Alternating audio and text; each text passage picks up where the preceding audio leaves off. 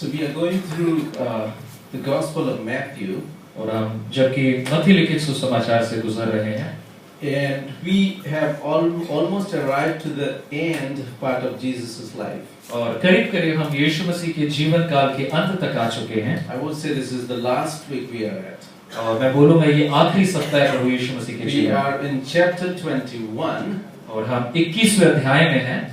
and there are so many things we are going to see from chapter 21 to 28. और 21 अध्याय से 28 अध्याय तक हम काफी सारी बातों के बारे में जानेंगे। And these, I would say, is very, very important when it comes to gospel. और जब सुसमाचार की बात आती है तो ये बहुत बहुत आवश्यक है। I'm not saying that whatever we have learned is not important, मैं ऐसा नहीं बोल रहा हूँ कि बीते दिनों जो हमने सीखा वह जरूरी नहीं है, but if you just live here, and if you don't continue from here, the gospel is not complete.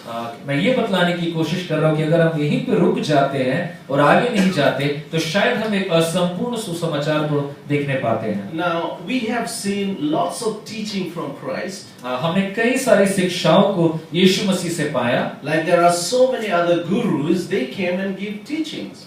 जिस तरह से बहुत सारे गुरु लोग आते हैं, अलग अलग शिक्षा देते हैं, And very good one. और बहुत अच्छी अच्छी बातें बताते हैं। Now, if Jesus was just a guru like other guru, यीशु मसीह अगर सिर्फ एक केवल गुरु होता और अन्य गुरुओं के समान, and if he would have just finished his life right here, that's perfect. और अगर उनका जीवन यही बातों को करके एक दिन खत्म हो जाता तो ठीक है, Because he's just like other guru. क्योंकि फिर वो एक दूसरे और भी अन्य गुरुओं के समान ही एक और गुरु है। But Jesus is something more than that. लेकिन यीशु मसीह गुरु से भी अधिक कुछ है, And that's what we are going to emphasize in the future couple of weeks. और आने वाले कुछ सप्ताहों पर हम इसी चीज पर जोर देके वो सीखेंगे। Now, I would like to start from the middle of the chapter.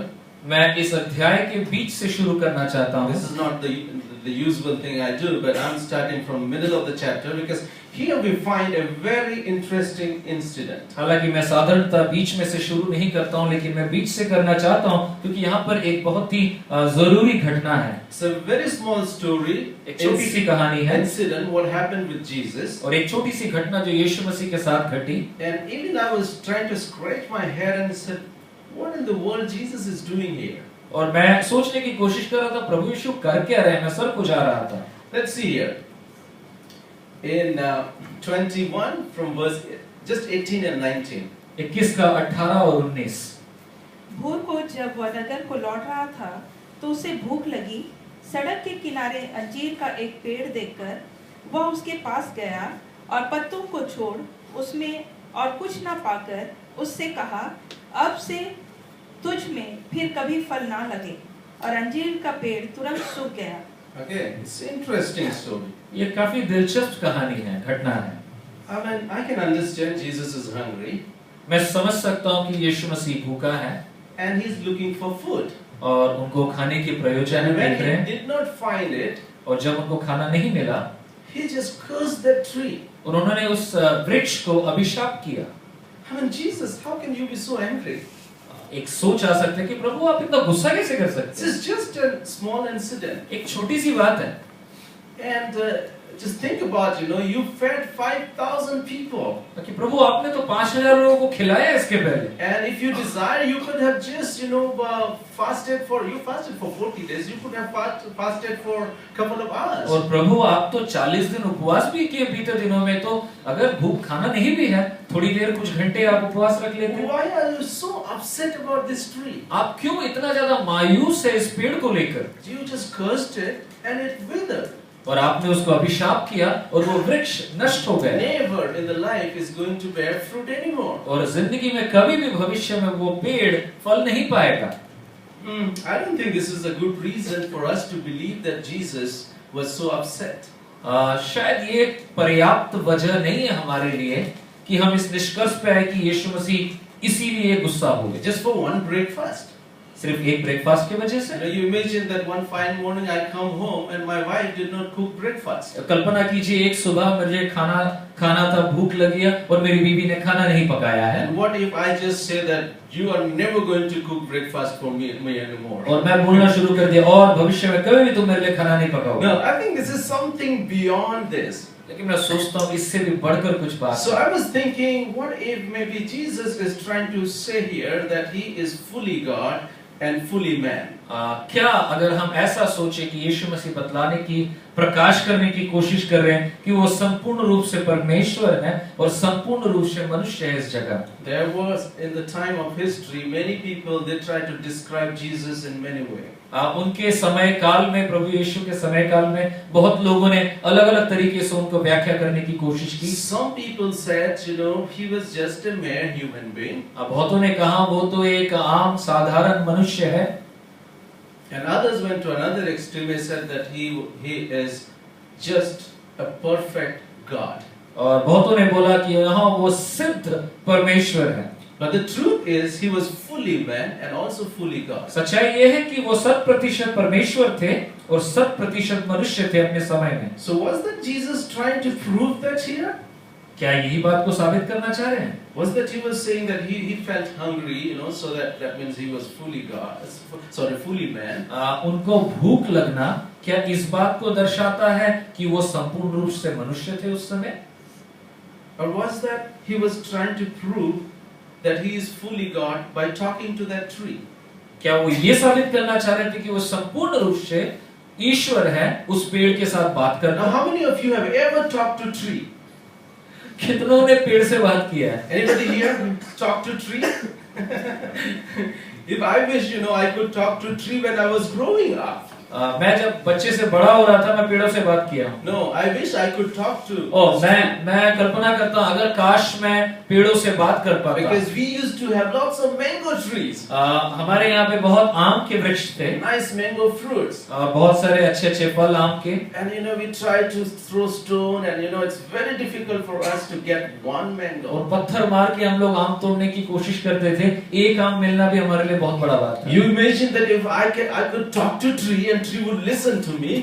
Just कल्पना कीजिए कि मैं पेड़ के साथ बात करता हूँ और पेड़ मेरी बात को सुने। I'll say, dear mango tree. मैं बोलता हे प्रिय आम के पेड़।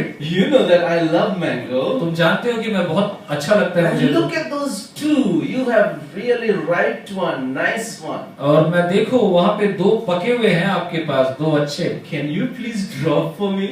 क्या तुम उसे फेंक दोगे ऊपर से मेरे लिए? Somebody is watching me and listening to what I'm talking about. और कोई अगर मुझे देख रहा है दूर से और सुन रहा है मैं क्या बातें कर रहा हूँ, What will you think? वो क्या सोचेगा मेरे बारे में? Poor fellow.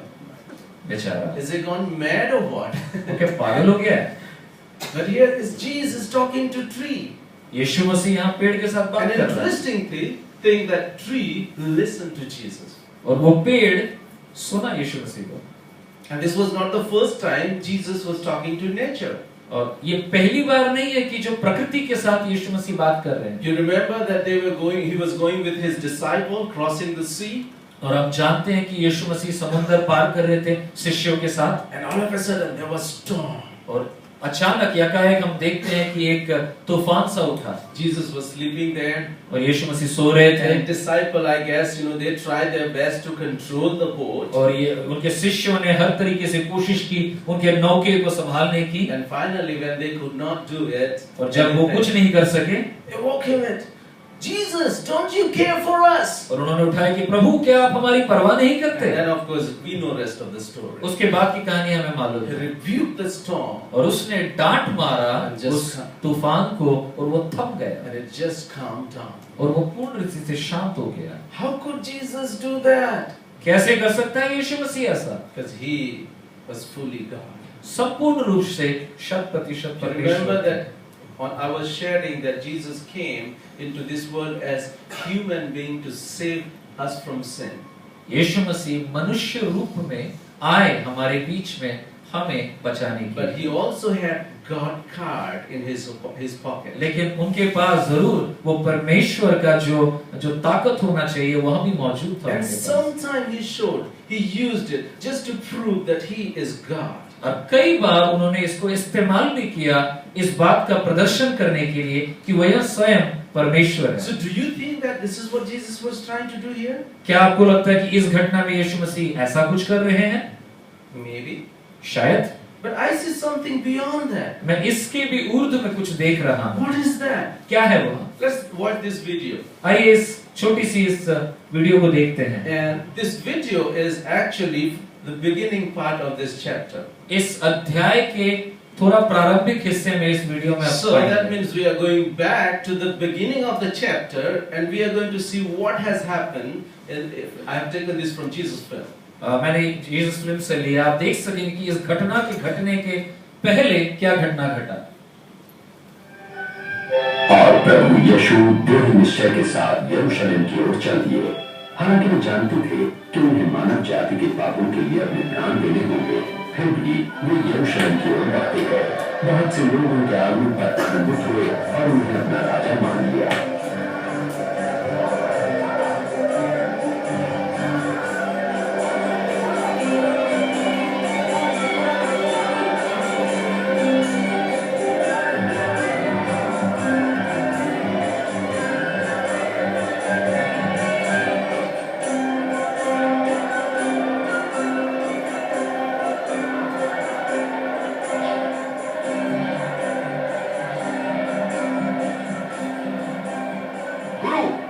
शिष्यों को आज्ञा दे कि वे शांत रहें। मैं कहता हूं यदि ये चुप रहे तो स्वयं ये पत्थर चिल्ला उठेंगे।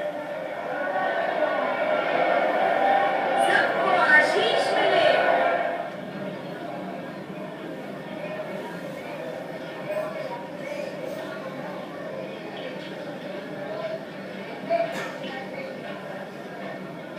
प्रभु यीशु यरूशलेम के निकट पहुंचे। उन्होंने उसे देखा और रो पड़े।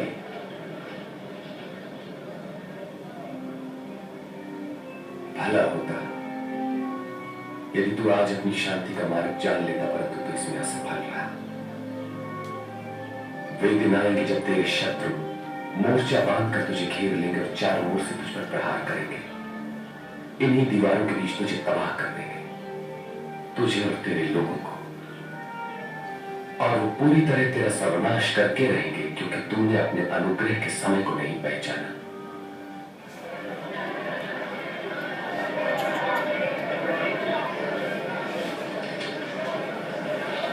यरूशलेम का पवित्र मंदिर आराधना का स्थान होने के बजाय व्यापार का केंद्र बन चुका था।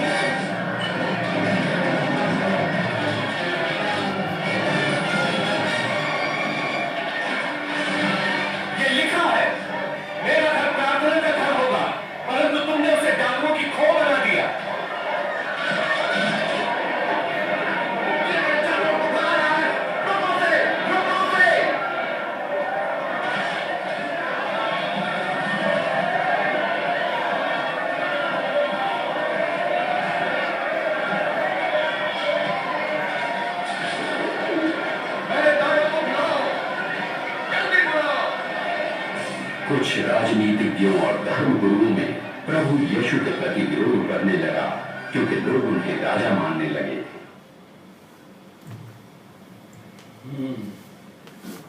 Now, I want you to, just for a moment, I want you to put yourself in the place of his disciple. मैं चाहूंगा कि थोड़ी देर के लिए आप अपने आप को यीशु मसीह के चेलों के जगह पर कल्पना कीजिए। They began with a very good story. वो एक बहुत अच्छी कहानी को लेकर शुरू किए।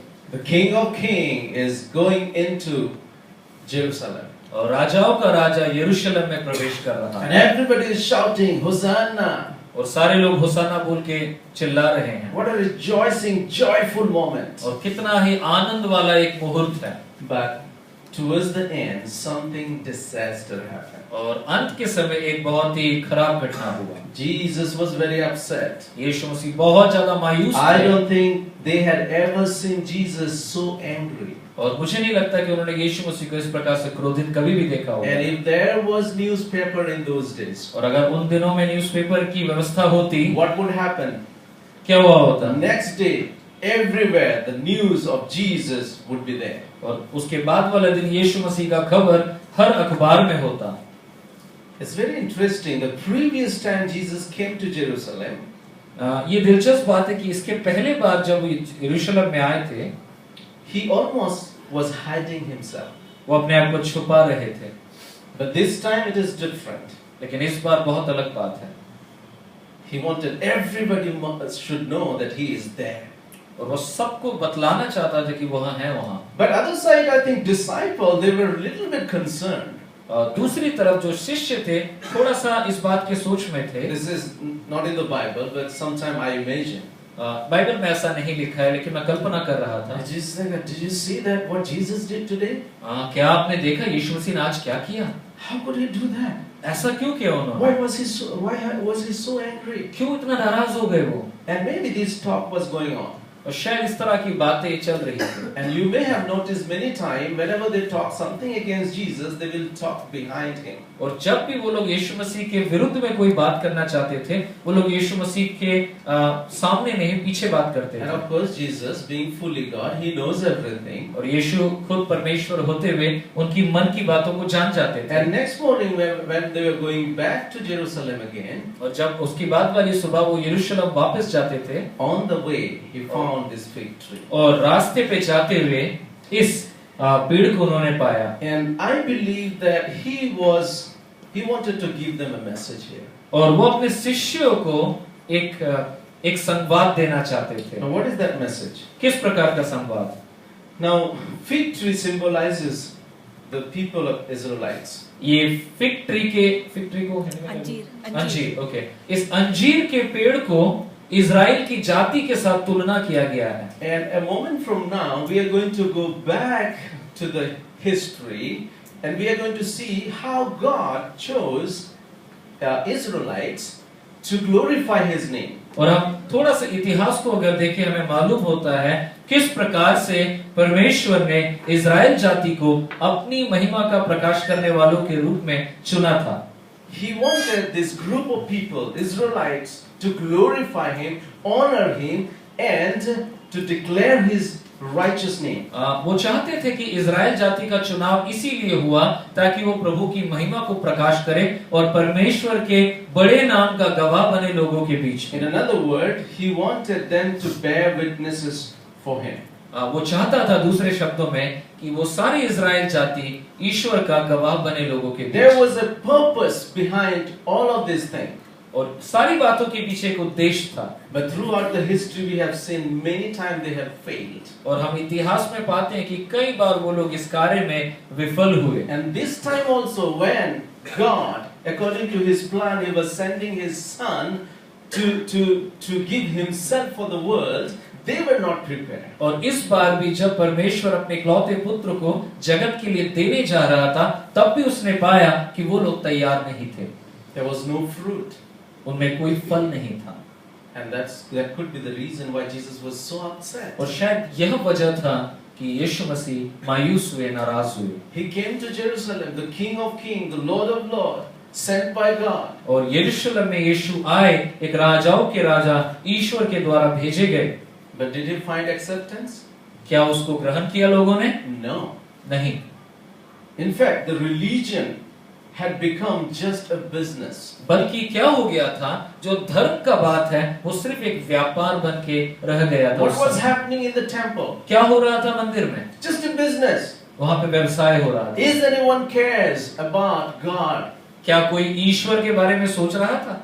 All the people, I know there could be people, those who have come from outside to seek the Lord, to give offerings, sacrifices. शायद कुछ लोग आए थे जो लोग बाहर से उस मंदिर में आए थे, जो अपना उपहार या अपना भेंट ईश्वर के मंदिर में डालने आए थे। But how about the leaders of that temple? लेकिन क्या बोलेंगे उस मंदिर के अगुए जो थे उनके बारे में? What were they doing? क्या कर रहे थे वो?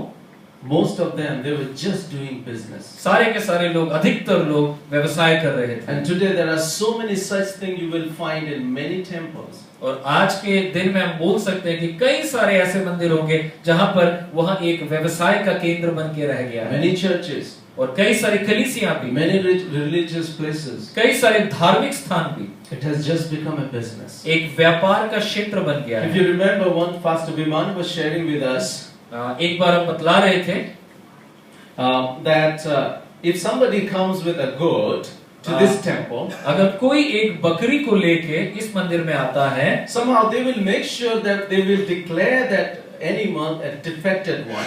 तो जो देखने वाला है, जांचने वाला है, वो किसी भी तरह हो क्यों ना वो उस बकरी को एक खराब बकरी बोल के घोषित कर देगा। And they will say that no, you cannot offer this one. वो बोलेंगे नहीं, ये तो अच्छा नहीं है, निष्पाप नहीं है, इसको आप उत्सर्ग नहीं कर सकते। Here is Rohit who is with lots of goats. So just go buy one of them. और आप रोहित के पास चले जाएंगे, उसके पास बहुत सारी बकरियां हैं, उससे खरीद के लाएंगे। And then he will go with this goat. तो वो इस बकरी को लेकर रोहित के पास जाएगा। And said, this goat is not good, so please give me your goat. ये बकरी में कुछ खूद है, ये अच्छा नहीं है, तो आप मुझे एक अच्छा बकरी दीजिए। I want to buy. मैं खरीदूंगा आपसे। And he will have to buy with a very, very high price. और शायद एक बहुत ऊंचा कीमत देके उस बकरी को वो खरीदेगा। And do you think that he will take this goat back to his village? आपको लगता है कि जो पहला बकरी उसने खरीदा है उसको अपने गांव वापस ले जाएगा? No, the one he had brought along with him. जो उसके साथ लेके आया, क्या उसको लेके जाएगा? No. नहीं। He will just sell it there with a very cheap price. वहाँ पे उसको बिक्री कर देगा एक सस्ते दाम में। And guess what? और The जानते क्या होगा? same goat will go to Rohit. और वही बकरी रोहित के पास And when चलेगा। the second guy come, he will be selling the same goat. और दूसरा व्यक्ति जब मंदिर से फिर आएगा खरीदने रोहित के पास, आपका पहला लाया हुआ बकरी उसे ऊंचे दाम पे This is बेचेगा। just an example, small example. ये एक here. जस्ट उदाहरण के तौर पे हम बतला रहे But हैं। there were many such things going on there. People were more interested in making money than God. और ऐसी, ये छोटी बात है लेकिन ऐसी बहुत सारी और भी बातें वहाँ घट रही थी। लोग ईश्वर से ज्यादा अपने व्यवसाय पर ध्यान दे रहे थे।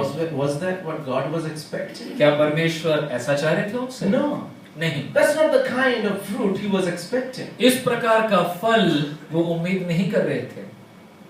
And that's why Jesus cried, he weeps when he saw Jerusalem. और जब उसने यीशु मसीह ने यरूशलेम को देखा, यीशु रोया। Because he could envision that this place is going to be destroyed. क्योंकि वो इस बात को, भविष्य को देख सक रहा था कि इस वजह से यरूशलेम नाश होने वाला I है। would say this was a comparison. मैं बोलूंगा यह एक तुलना था। Just by this fig tree, he wanted to give them a message why Jesus was so upset about this temple. इस अंजीर के पेड़ को एक मुद्दा बना के, एक उदाहरण बना के यीशु मसीह दरअसल इजराइल जाति को बतलाना चाह रहे थे, उनकी इस वाकयात के बारे में जो मंदिर में घटा, उनकी बातों को बता रहे थे। Let's look at another scripture. We will find the similar kind of incident. एक ही बात हम यशाया में भी बातें से देखते हैं।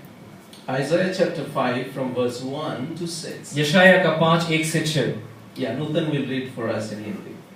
जब मैं अपने प्रिय के लिए और उसकी दाग की बारी के विषय में गीत गाऊंगा, एक अति उपजाऊ टीले पर मेरे प्रिय की एक दाग की बारी थी। उसने उसको मिट्टी खोदी और उसके पत्थर बीनकर उसमें उत्तम जाति की एक दाखलता लगाई। उसके बीच में उसने एक गुम्मट बनाया और दाग के लिए एक कुंड भी खोदा। तब उसने दाग की आशा की, परंतु उसमें निकम्मी दाखिल ही लगी। अब हे Okay, so do you just listen carefully what the scriptures say. This is just an example he is giving, just like a parable.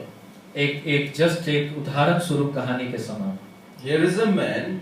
यहाँ पे एक व्यक्ति है। What he is doing? उसने क्या किया?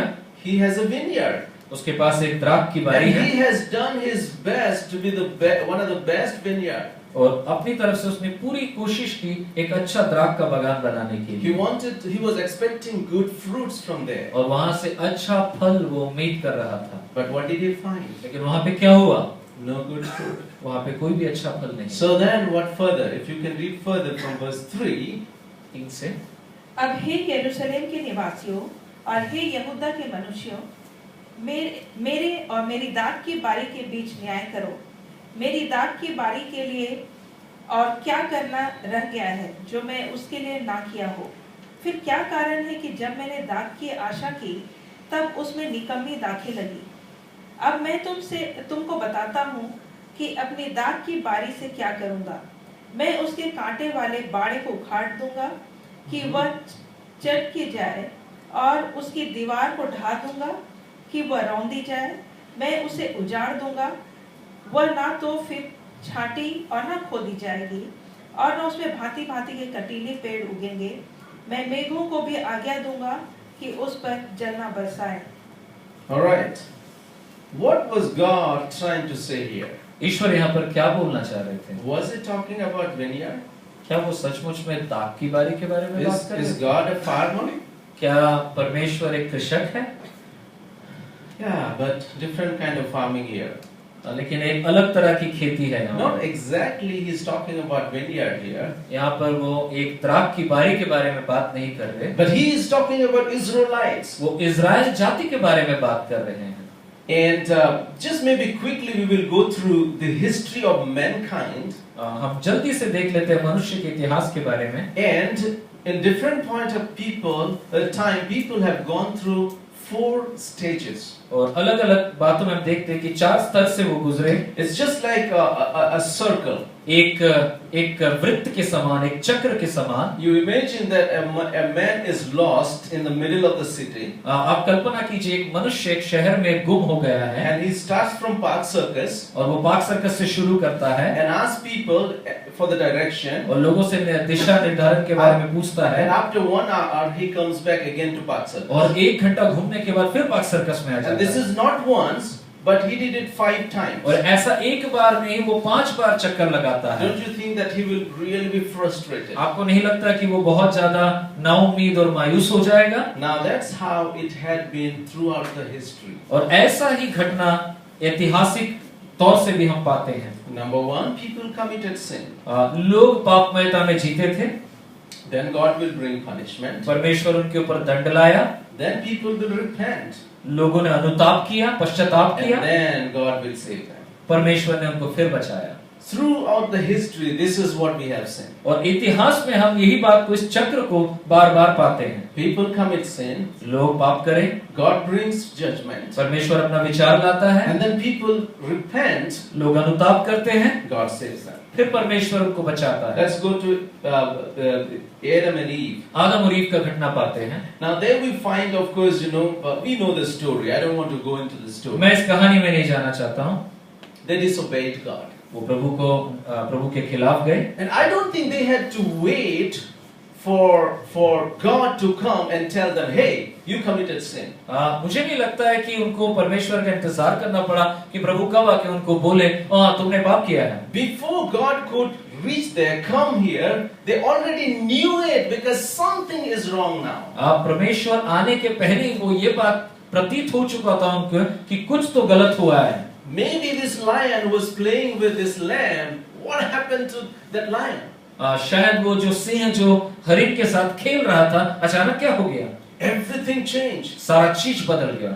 And there they could find they are naked. और वो लोग देख सके कि वो नग्न थे, And they started hiding. और उन्होंने छुपना शुरू किया। I would call it maybe a sense of repentance in their heart. शायद एक पश्चाताप, एक अनुताप आना शुरू हुआ। Oh, how can we face God? ओ प्रभु से हम कैसे मिले? We cannot face God. हम प्रभु से मिल नहीं सकते। So let's hide हम ourselves. अपने आप को छुपाते हैं। And when God comes ईश्वर जब आया and said, Adam, where are you? और आदम से पूछा, तू कहाँ I हो? said, Lord, we are hiding. बोला, प्रभु हम तो छुपे हैं।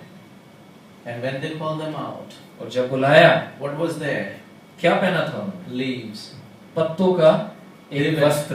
were trying to cover themselves. वो लोग अपने आप को ढांकने की कोशिश कर रहे थे। What did God do?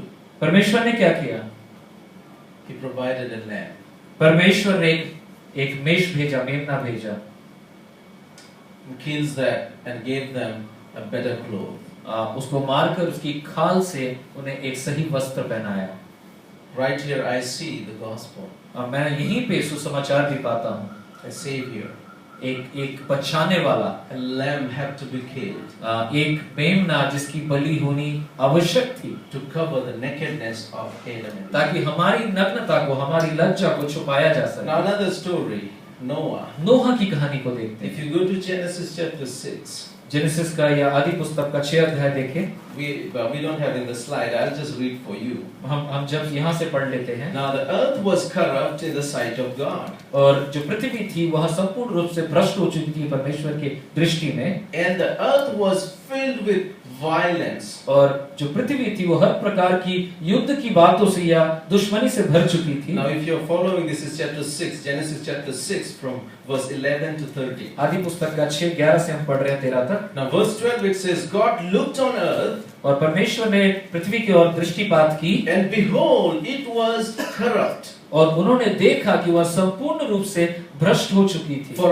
all flesh had corrupted their way upon the earth. और हर एक जन ने अपने अपने कामों को भ्रष्ट कर लिया था। Then God said to Noah, और परमेश्वर ने नूह से कहा, the end of all flesh has come before me. और हर एक मनुष्य जाति का नाश निकट आ चुका है, For the earth is filled with violence because of them. और हर प्रकार की बुराइयों से पृथ्वी भर चुका है इनकी वजह से। And behold, I am about to destroy them with. और अब मैं इनको विनाश करने जा रहा हूँ। And we know the story. हमें उसकी कहानी पता है। God had to destroy. परमेश्वर को नाश करना पड़ा, But there also God had a saving plan. लेकिन उस नाश में भी परमेश्वर ने एक बचाव की योजना को रखा था। Ark. वह नौका। Then we come to Abraham. हम इब्राहिम के बात में आते हैं। There he calls him and gives him 3 promises. परमेश्वर ने इब्राहिम को 3 वादे किए। In Genesis chapter 12 from verse 1. आदि पुस्तक का 12 अध्याय का 1 से हम पाते The हैं। first thing he said that I will make you a great nation. और अब्राहम से उसने वादा किया कि मैं तुम्हें एक बड़ा राष्ट्र बनाऊंगा, And your children will be like stars in the और sky. तुम्हारे संतान आकाश के तारों के नाए होंगे। And second thing he said, I will make your name great. और दूसरा वादा उससे किया कि मैं तुम्हारे नाम को प्रसिद्ध करूंगा, विख्यात And करूंगा। the third promise he gives is through you the whole world will be blessed. और तीसरा वादा यह किया कि और तुम्हारे जरिए, तुम्हारे द्वारा सारे जाति आशीष पाएंगे। And the scripture says that this is the promise which is fulfilled in the life of Christ. और ये सारा वादा यीशु मसीह में पूरा हुआ है। Now, God, right from the beginning, He is making a plan to save the world. और शुरू से लेके अब तक परमेश्वर का योजना था यह है कि वो मनुष्य जाति को बचा सके। Though different point of time people have rebelled, they were violent, they were corrupted, but God always tried to bring them back to Himself. हालांकि लोग भ्रष्ट हुए, पाप किया उन्होंने, परमेश्वर का बचाव आया, लेकिन हर बार परमेश्वर ने उनको बचाने की पहल की।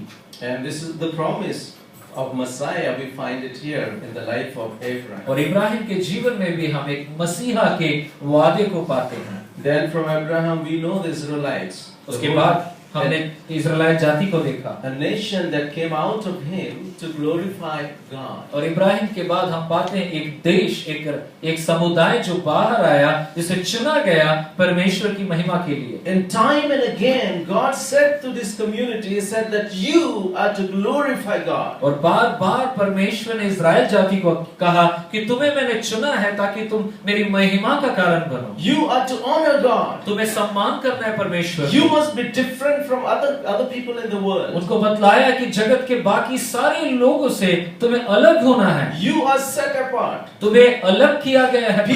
People are corrupted, but you must not be a corrupted लोग person. भ्रष्ट हो जाते हैं, लेकिन तुम्हें आज्ञा है कि तुम भ्रष्ट मत होना। He gave them law, परमेश्वर ने उनको व्यवस्था दी, but every time they failed. लेकिन हर बार वो विफल हुए। But still God was with them. लेकिन परमेश्वर तब भी उनके साथ था। Of course, it was not God's desire that He will give them king, because He Himself was their king. परमेश्वर का ये योजना नहीं था कि उनको एक राजा प्रदान करे, क्योंकि परमेश्वर स्वयं उनका उनका राजा था, But they asked for king. लेकिन उन्होंने फिर बोला हमें राजा चाहिए, And he gave them first king, Saul. और उनको पहला राजा मिला soul. He sinned against God. परमेश्वर के विरुद्ध पाप किया उसने, And then he called another person, David, and replaced him. और सौल को उसने हटाकर दाऊद को लाया। Now the scripture says that David was man after God's own heart. वचन कहता है कि दाऊद ऐसा व्यक्ति था जो परमेश्वर के हृदय के करीब का व्यक्ति था। Was David 100% perfect? क्या दाऊद परफेक्ट आदमी था, एकदम सिद्ध व्यक्ति था? No. नहीं।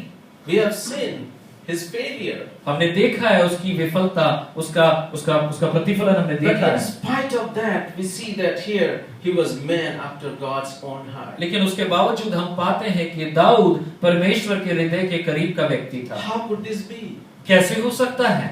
Because the moment God said to him, he repented. क्योंकि जब परमेश्वर ने दाऊद से उसके पाप के विषय में बात किया, उसने तुरंत पश्चाताप किया, अनुताप किया, मन फिराया। It's very, very important in our life. ये बहुत जरूरी है हमारे जीवन में। You can do mistake. आप गलत कर सकते हैं, You can be trapped into a sin. आप एक पाप में बंद भी जा सकते हैं, That's not the worst thing can happen to you.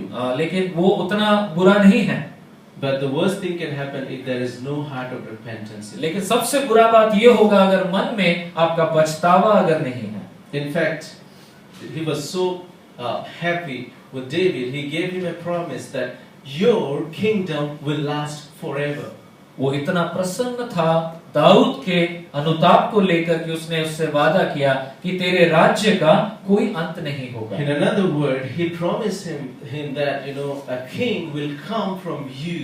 In fact उनको ये प्रॉमिस मिला, ये वादा मिला कि तुम्हारे घराने से, तुम्हारे परिवार से वो राजा आएगा who will rule forever. जो सर्वदा के लिए विराज करेगा। Who is this king? ये राजा कौन है? It's talking about Messiah. वो मसीहा के बारे में बात कर It's रहा talking है, about Jesus Christ. वो यीशु मसीह के बारे में बात कर रहा And है। then of course, after that we find that his son Solomon, he builds the first temple. उसके बाद हम देखते हैं दाऊद का बेटा सुलेमान जो है वो पहला मंदिर बनाता है। And after that we have seen that the kingdom was divided into two and many things happened in between. उसके बाद हम जानते हैं कि उनका पतन हुआ, उसके बाद हम देखते हैं कि पूरा जो राज्य है दो भागों में विभाजित हुआ और बहुत सारी गलत बातें हुई। Some king they honor God, others they did not. कुछ राजा थे जिन्होंने प्रभु को सम्मान किया, कुछ लोगों ने सम्मान नहीं It किया, was always like that circle. और वो चक्र के समान यह चलता रहा। And then finally God had to bring judgment. और अंत में परमेश्वर को वह विचार लाना He पड़ा sent them for 17 years of exile. और उसके बाद 70 साल के लिए उनको एक बाहर निकाल दिया, उनको बेबीलोन की तरफ। They repented. वहां पे उन्होंने पश्चाताप किया, He brought them back. वापस उनको लाया And they built second temple. और उन्होंने फिर दूसरा मंदिर बनाया यरूशलेम And का। this is the temple where Jesus entered. और यही मंदिर है जिसको आपने वीडियो में देखा, यीशु मसीह यहाँ पर आए। Because when they were in the exile, God gave them prophecies. जब वो वनप्रस्थ में थे तब परमेश्वर ने उनको वादा किया था, And He gave them that a king will come. उनको ये वादा मिला कि एक राजा आ रहा है। And this was brought through Zechariah. और जकरिया की पुस्तक में हम पाते हैं, And Jesus entering to Jerusalem was the fulfillment of this prophecy. और यीशु मसीह का यरूशलेम में प्रवेश करना ये भविष्यवाणी की पूर्णता का था। But did anyone care to see that this was a fulfillment? लेकिन किसी को कि इस बात में कोई दिलचस्पी थी कि परमेश्वर का वचन की पूर्णता आज हो गई? How about religious leader? कितने धर्मगुरु को इस बारे में ज्ञान था उस समय? How about pastors, कितने पासवानों को थी? The people, those who knew scripture, did they know that Jesus is the promised Messiah about whom Zechariah had prophesied? कितने वचन के जो अगुए थे उनको इस बात का स्मरण या ज्ञान था कि यीशु मसीह का यरूशलेम में प्रवेश करना आज जकरिया की भविष्यवाणी का पूरा होना हुआ? No, in fact they stood on his way. बल्कि मैं बोलूंगा वो तो उसके रास्ते पे रोड़ा बन के खड़े Do you थे। remember those two guys, what they said? उन दोनों लोगों के बारे में याद करिए क्या कहा उन्होंने? Master, tell your disciple to keep quiet. और उन्होंने बोला धार्मिक याजकों ने कि हे गुरु अपने शिष्यों को बोल चुप रहे। And the thing what Jesus replied, this is one of my favorite. और यीशु मसीह ने जो उनको जवाब दिया ये मुझे बहुत पसंद है। हिंदी में बोले ये क्या डायलॉग मार रहा है? Okay, you can translate that. Okay, and उसने बोला कि अगर ये चुप रहेंगे तो पत्थर चिल्ला उठेंगे. And Jesus said to them that if you keep them quiet, then the stones will shout. ये तो दबंग से भी पूरा दबंग वाला ये है डायलॉग है. Anyway, so I think what Jesus, when he respond to that, if these people they will keep quiet, the stones will cry out. और उसने कहा कि अगर ये चुप रहे पत्थर चिल्ला उठेंगे. Because he knew that this is the plan which was orchestrated by God, and this was a divine appointment. और परमेश्वर यीशु मसीह जानते थे कि ये तो परमेश्वर के द्वारा नियोजित परिकल्पित घटना का पूरा होना है. How many of you are not married here? कितने जन विवाहित नहीं हैं? And you dream about your marriage. आप अपने शादी के बारे में सपना देखते And हैं. especially in India, whenever we think about marriage, people almost like I find them almost like they spend everything as if that's the end of life. Okay. Bharat में शादी के बारे में जब भी हम सोचते हैं तो लोग इतना तैयारी करते हैं मानो कि अपना सारा कुछ शादी में ही निकाल देते हैं और ऐसा लगता है जैसे जीवन का अंत है.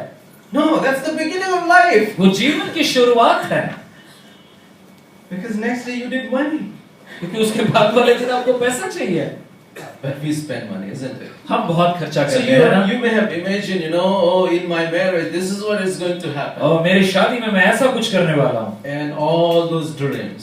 वो सारे वो सपने. And finally the marriage day came. और एक दिन वो शादी का दिन आ गया. Nothing, no band baja. There is no. Oh, sorry. Okay. Anyway, there's no drums and no, कोई ढोल बाजा कुछ नहीं. and no decoration. और कोई भी साज सजावट नहीं. Ordinary food.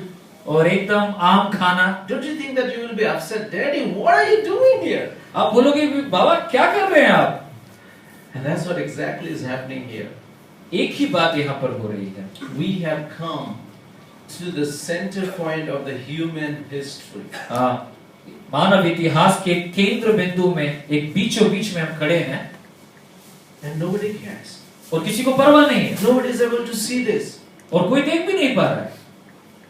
Don't you think Jesus will be upset? आपको नहीं लगता यीशु मसीह नाराज होंगे? In the top of that, instead of doing God's business, they are doing their own business. और परमेश्वर के व्यवसाय को करने के बजाय वो सिर्फ अपने व्यवसाय को कर रहे थे. That's the problem. तो यही समस्या थी. That's why I was upset. उसके बारे में ही वो नाराज हुए. That's what I told you. What happened to that fig tree? उस दिन क्या हुआ उस अंजीर के पेड़ के साथ? This was just a comparison what Jesus wanted to show to his disciples. यीशु मसीह अपने शिष्यों को इस तुलना को दिखाने के लिए अंजीर के पेड़ से बात की है. And we know that in future, in 70 AD, the Jerusalem was destroyed. और हम जानते हैं कि 70 जो ईसा बाद में हम देखते हैं यरूशलेम पूर्ण रीति से नष्ट हुआ. Jewish people were scattered. और यहूदी जाति संपूर्ण रूप से तितर-बितर हो गई. Until 1948, they did not even have their own country. 1948 साल में ही जो यहूदी थे वो वापस अपने भूमि में आ सके. Jesus wept.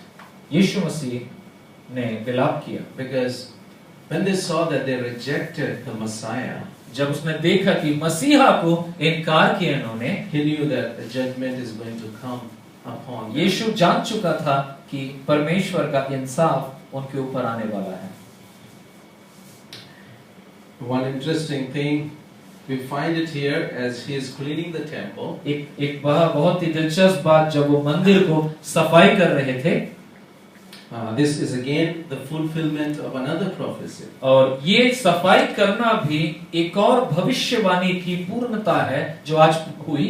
Now I want to just remind you that Matthew is writing to Jewish people. मैं स्मरण कराता हूँ मत्ती जो इस अध्याय का लेखक है वो खास करके यहूदी जाति को लिख रहा है. So time and again he has mentioned this is the fulfillment of the scripture. इसीलिए वो बार बार बोलने की कोशिश कर रहे हैं कि ये देखो वचन का भविष्यवाणी पूरा हुआ.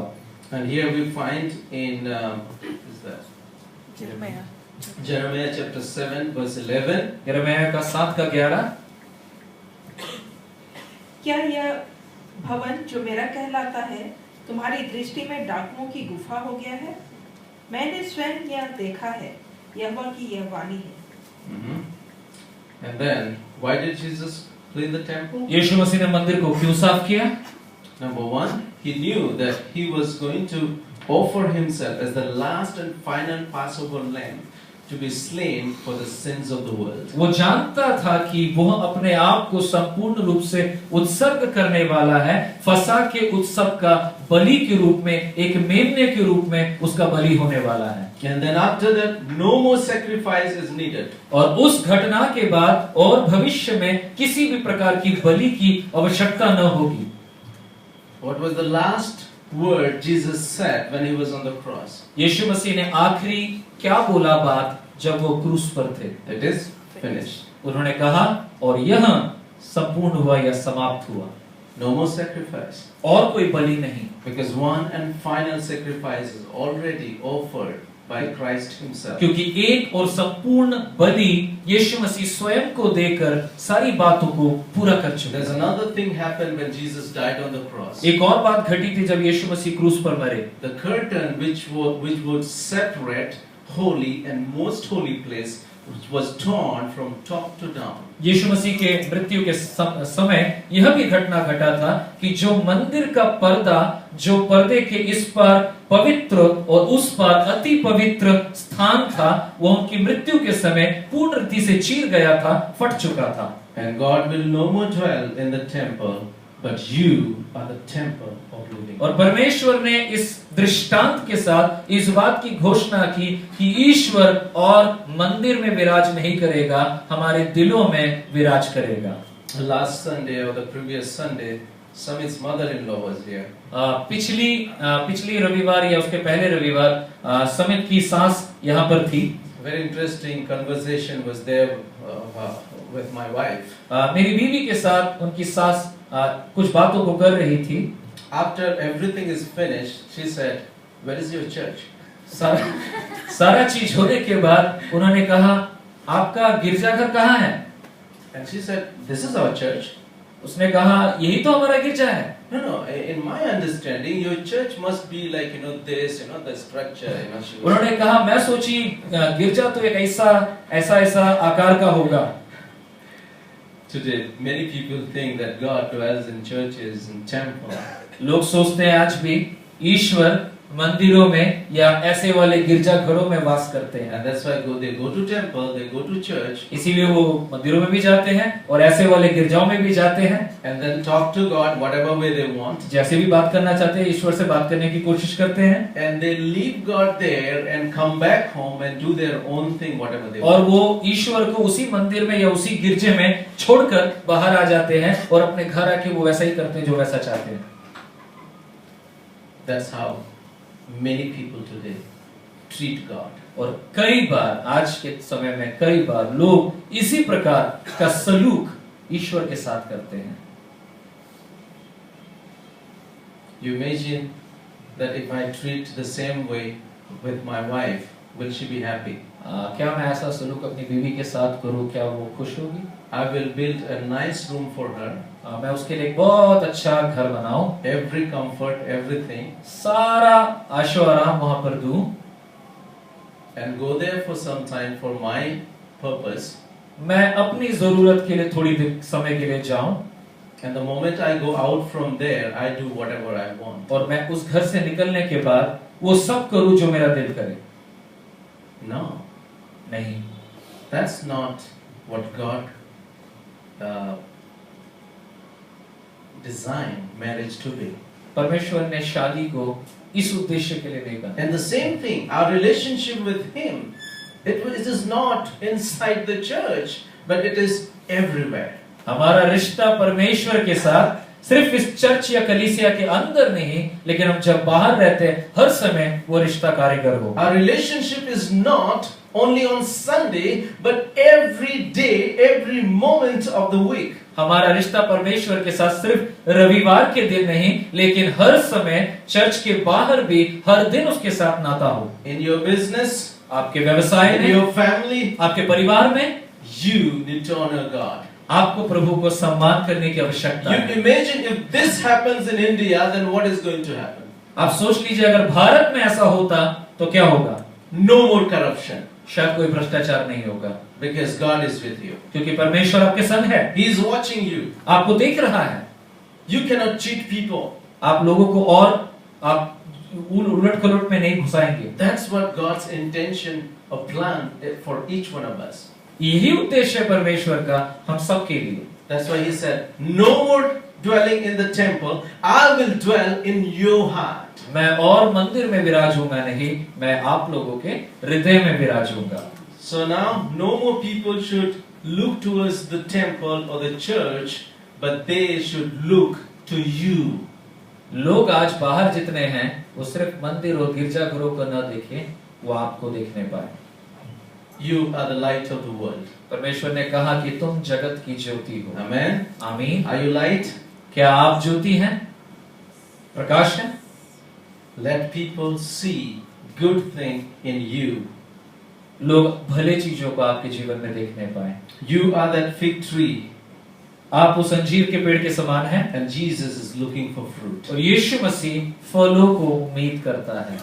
This is what the story is all about. ये कहानी का खुलासा यह है।